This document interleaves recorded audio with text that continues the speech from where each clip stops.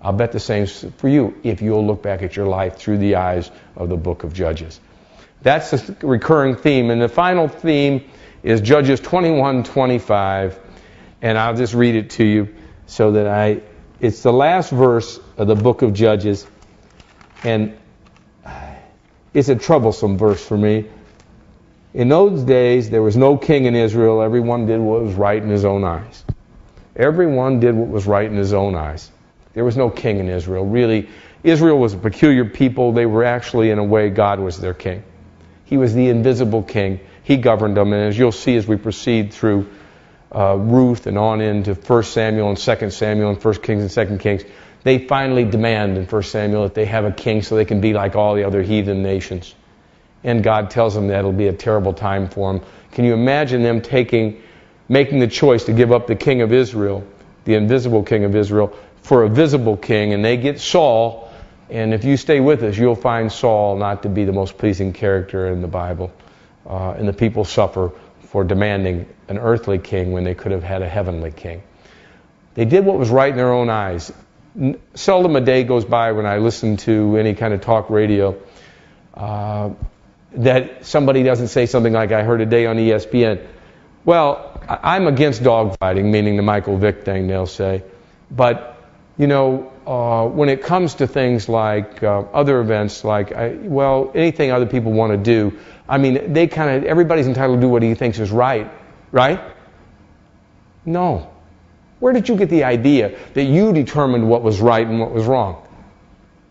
How could you think that's true? How idiotic could that be? We have absolute chaos when everybody does whatever is right in his own eyes. So you think it's all right to date 14-year-old girls. I think it's wrong. Which of us is right? Well, everybody's entitled to their own opinion. If it's all right for John to do that, then he can do it. It won't be right for me. Well, what a bunch of silliness that is. It can't both of us be right. Those things are diametrically opposed. One of us has to be right. One of us has to be wrong. How do we determine what's right? I don't have the right to determine it. Neither do you. God determines what's right and what's wrong. He lays down the rules. Why? He's the Almighty. He's perfect in His understanding, perfect in His wisdom, perfect in His judgment. You're not only fallible, you're wicked. So am I. I'm not only fallible, I'm wicked. That's why I need to be instructed. It's why you need to be instructed. We don't make these rules. When you hear people say those things, you'll hear it from news commentators. Well, when they do that, they have their own... No, nobody has a right to determine right and wrong except the Almighty. You just need to come back to the basics and understand that what you think about God determines all of your actions in life. And I want you not to forget that. Because you say, well, I don't have any regard for God. That kind of theology is not only stupid, it's poor theology, but you're governing your life by it. So you're doing whatever's right in your own eyes because you're following your heart, which says there is no God. Now, that'll be pitiful for you at the end of your day, but you are following your theology. Every one of us does it. So the best thing we can do for our souls is to get a good, sound theology. Let's proceed with the book of Judges and see if we can't correct a little of our thinking. After the death of Joshua, the people of Israel inquired of the Lord, "Who shall go up first for us against the Canaanites to fight against them?" The Lord said, "Judah shall go up. Behold, I have given the land into his hand." As I said to you earlier, it's probably the case that after the death of Joshua, the Canaanites, who were the people of that land that God had promised to the Israelites, the Canaanites were probably emboldened by Joshua's death because he was a fierce person in their eyes, and God had been with him in the history. Before I can tell you the history of the book of Judges and why God chose Judah, the tribe of Judah, to lead the way against these Canaanites, I need to give you a little bit of history. So let me, if you'll bear with me, I'm going to kind of give you a timeline to begin with. Because some of you who watch aren't really well versed in the history of the Israelites, and it's very difficult to keep up with these stories if you're not. And in fact, it's like the icing on the cake when you have some of the background. You'll see these people reappear, and it'll mean more to you. Here's kind of in general, the way the book of Judges works. If we did a timeline, let's say that this is 1400 BC, before Christ, so that we know that down here, God's going to come in history and appear and die for your sins and mine, if you're believers, and He's going to resurrect. That's down here. So there's this time between 1400 years between the book of Judges, when we begin right now, and Joshua died about this time. It's going to be a 1400-year gap all the way down to Christ. Now, let me fill it in a little bit for you. Let's put Joshua right here. Okay? Right before Joshua, you're going to get Moses. That means Abraham is going to be further up the line. Okay? Moses gives the reins of the people to Joshua. Joshua has just died entering the book of Judges. So we have the book of Judges. How far does it run? Approximately 1050 BC. Approximately 350 years encompassed in this book. Now you say, well, Bill, there's a lot of activity in that book. Look, when you see books of the Bible, they're written like most history books are, when they're historical books in the Bible, that is. And what I mean by that is, when you write the history of the United States, you tend to not concentrate on the periods of relative peace. You might dismiss, like let's say if you were doing the history of the United States, after the Civil War ends, in the early 1860s, you're really saying to yourself, well, what happened from 1860 to the Spanish-American War or something like that? And what you'll find is that you usually dismiss it with a couple of sentences about the cotton gin and something else. In other words, we don't major in times of peace. We major on huge events that change things. And that's the same way the Bible does it. So God will raise it up. There'll be wars. There'll be these catastrophic events. And then there'll be a period of peace, and there's only a sentence that dismisses that peace into history. So we have about 350 years. In here, we're going to get the first judge. When he gets raised up, his name is Othniel. When I told you earlier that we have a hero who rides into the sunset to get the girl by leading the people, it's our man Othniel. He's the first of the judges. There's really going to be 12 judges, 6 of them sort of major characters, 6 of them not so major, just like we have major presidents. And, you know, like in our mind, Lincoln and Washington and those kinds of things. And then some like, Pierce and, Polk and all of those kind of guys that most people don't even recognize were presidents, or Jimmy Carter, to give you a present-day version of it. Now, what's going to happen when we get to the end of this book, we're going to run into a very important character. His name is Samuel. Okay? Samuel's the last of our judges.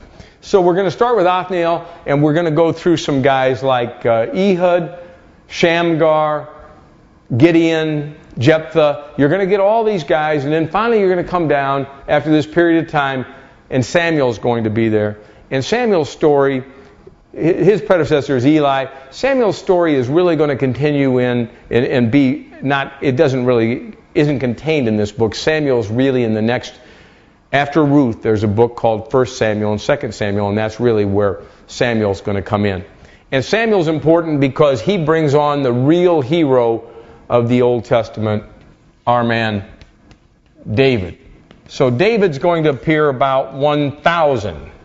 Okay? If you want to know where Samson fits in, he's a contemporary of Samuel. He's going to be right in this period here.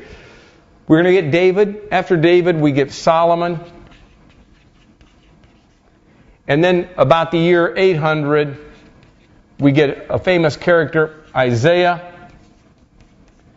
And at 700, we get a character that I'm very interested in, my friend Jeremiah, the weeping prophet. Now, I'm not trying to give you a history of the Bible period, of the Israelites, in one fell swoop, but I'm going to come pretty close to it. You have to see these people.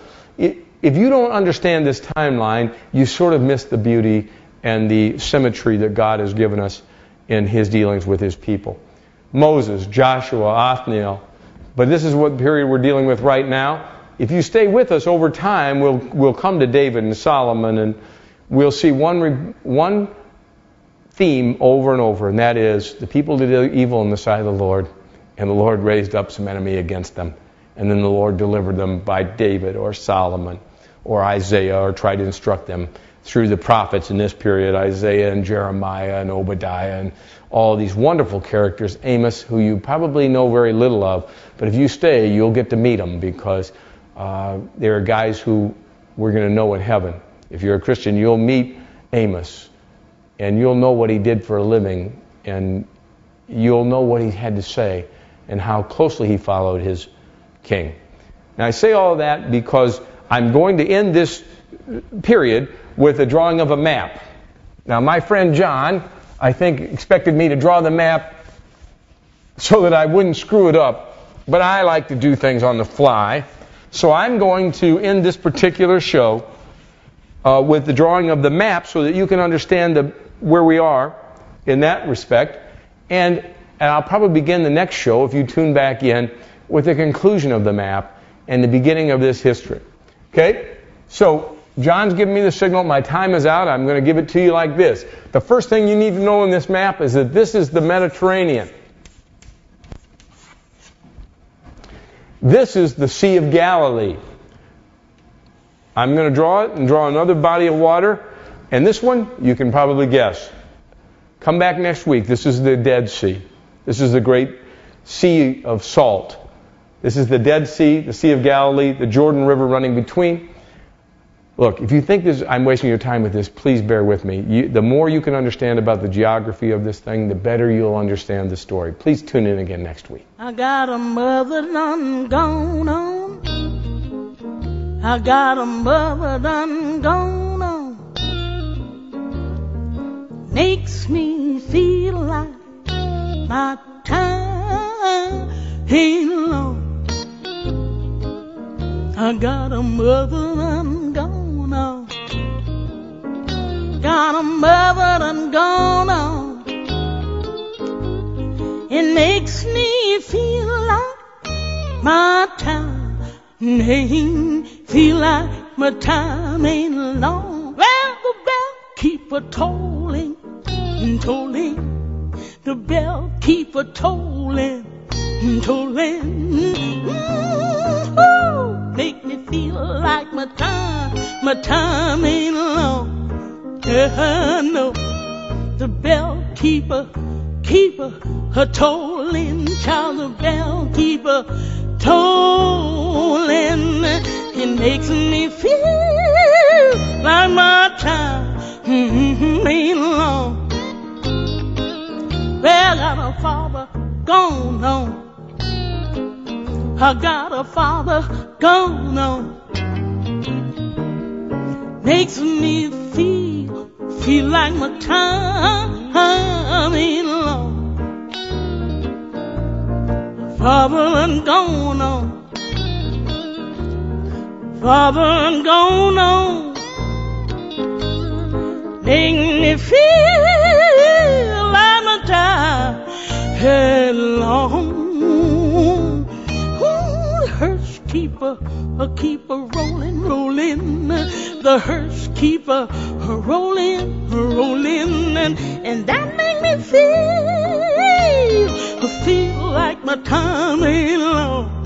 Lordy, Lord, well, the hearse keeper, rolling, rolling. The hearse keeper, rolling, keep me feel like my time ain't no long. If you have any questions regarding the Bible, its teachings, or God's dealings with people, please write us at Ezra Ministries Incorporated, P.O. Box 12043, Springfield, Illinois, or email us at wmdmoore@hotmail.com.